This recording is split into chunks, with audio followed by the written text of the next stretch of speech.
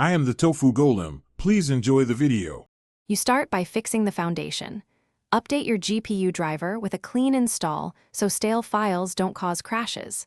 Once done, make sure Windows and Visual C++ runtimes are current because game dependencies fail silently. Next, set Valorant and Vanguard to high performance in your GPU control panel to force proper GPU scheduling. These steps stop common driver conflicts and ensure the game gets consistent GPU resources. Follow them before moving to deeper troubleshooting so you don't mask other issues.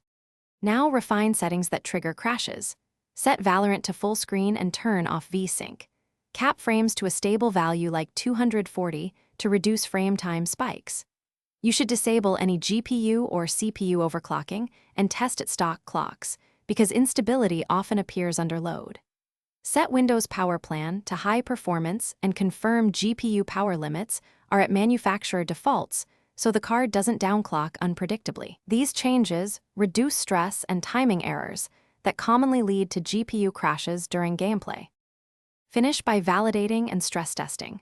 Run the Riot client file repair as administrator to fix corrupted game assets, then run a GPU stress test while monitoring temps and voltages.